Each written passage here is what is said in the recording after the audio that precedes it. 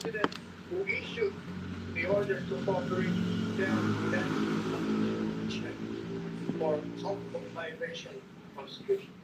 Here's the thing, Attorney Panelo, you speak of the ICC, but there's another entity here, and that is the Interpol.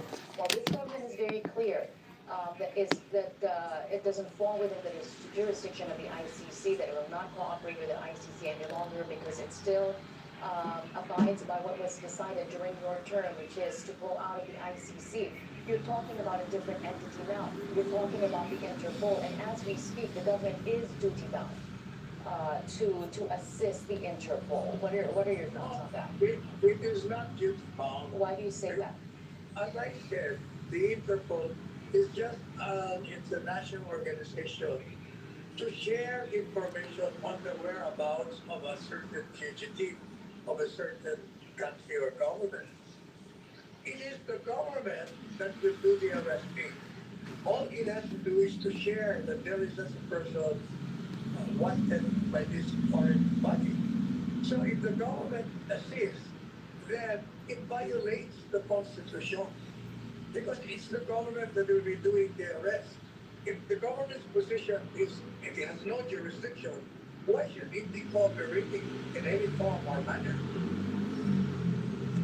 But how can you now differentiate? That's very clear with the ICC. You're talking about the Interpol here. That's a separate, those are separate guidelines. Go ahead. Yeah, I need that. Go ahead. The Interpol is just an agency that facilitates or shares information. It doesn't have the power to arrest. It's the government that will do it for the Interpol. And the Interpol is doing it for the ICC. ICC has no jurisdiction. And therefore, strictly speaking, Interpol, if it will do that, is only acting for the principal ICC. If the principal has no jurisdiction, how can the agent be authorized to do that for the principal? Okay. So here's the thing, Sal. If that's going to be the defense, if that's how you read it, this is where Undersecretary Claire Castro, Palace Press officer, is coming from. Basically, she's saying, advising those who may want to defend the former president from this arrest. This is what she said in so many words. Don't let it go the way of the arrest of disgraced televangelist Pastor Apollo Kibadoy. Basically saying just abide by the rule of law. Your thoughts on that, Attorney Panelo? The arrest, as well as the assault of the KOJC, was in violation of the law. It's not true that they follow the law. There is precisely pending cases for the courts in regard to that. So if they do what they did to KOJC and assault the lawyer, they are also violating the law.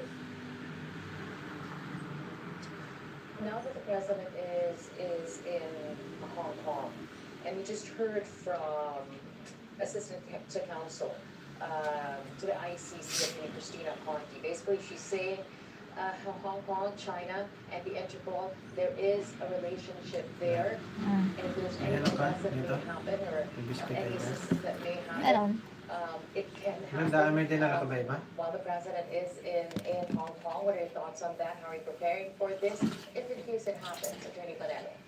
I don't Ang think live it pa has pa all ako. of that it's involving advanced practices. It will not. What makes you optimistic? Well, because, number one, ICC has no jurisdiction. Interpol is asking if they have to of the ICC. ICC, if China have no relation. Why? Because China is not a member of the ICC. And therefore, ICC has no jurisdiction over China. So why should China be helping ICC not even the Interpol? Hey guys, welcome to my live stream. We kind of lost you there, but this is the final question here, Attorney Panelo. The palace has said that the government is ready to assist the Interpol if the arrest order is issued versus declarative. So if the premise is what you said a while ago, right, that the government cannot do anything, and if they do, then it's going to be violative of the Constitution. It's about as assisting Viewers. the Interpol. What are the parameters there? How far can the Philippine government assist the Interpol with regard to this, knowing that it is duty bound to assist the Interpol? Go ahead. As I said earlier, it cannot assist an Interpol because if the Interpol is acting in behalf of the principal ICC and the principal has no jurisdiction over us, how can the agent legalize something which is a legal act?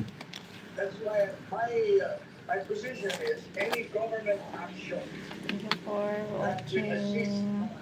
any foreign body in arresting the former president, then it is committing an illegal and unconstitutional act and therefore violate the constitutional law. Okay, before we let you go, Attorney Pagano, what's on the agenda today? Where's the former president going to go? What's on the schedule? What's on the schedule? As I said, this is sleeping time. While me and my friends are here in the Archery Market eating our lunch. Sorry to disturb your lunch. Attorney Sal Panelo, their former chief presidential legal counsel, joining us this minute. Thanks again, Sal. Appreciate it. Thank you. All right, Attorney Sal Panelo there, telling us a bit more about where the former president and his team is coming from. They still existing. Even though on that level of the Interpol, he's saying the Philippine government can't anyway assist the Interpol before the execution of the arrest warrant against the former president.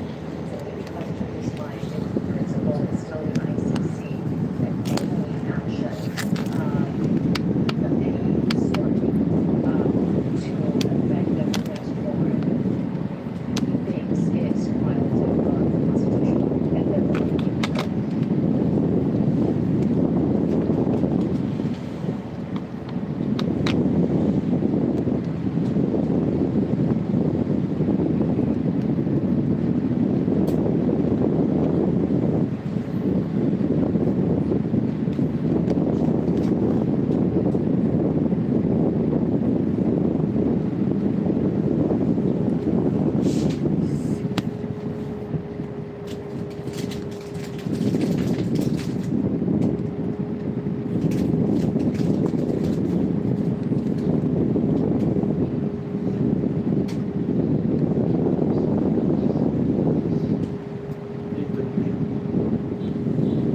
Ito. Ito ang fan. Aling tunog? Ayan lang. Kaya dyan. Hindi.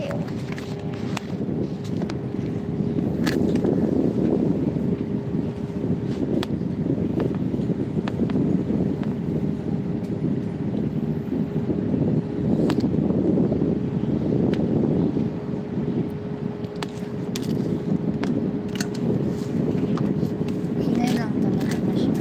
Ha? Yan yun? Ayan yung ingay na inaano mo?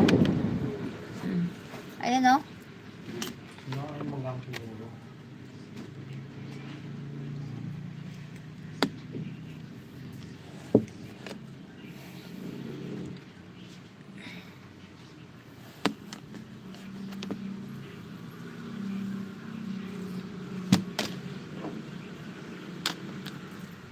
Init. Ang init na.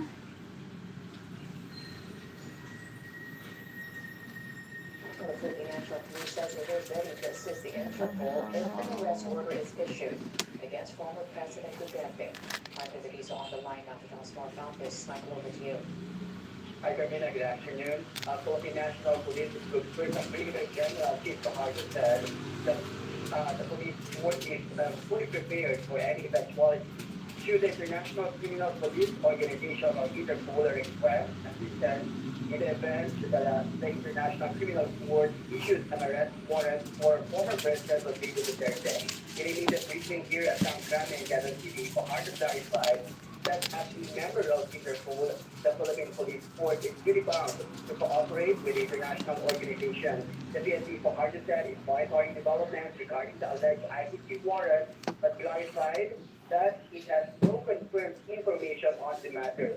Additionally, as he said, the police do not have any arrest warrants issued by local courts.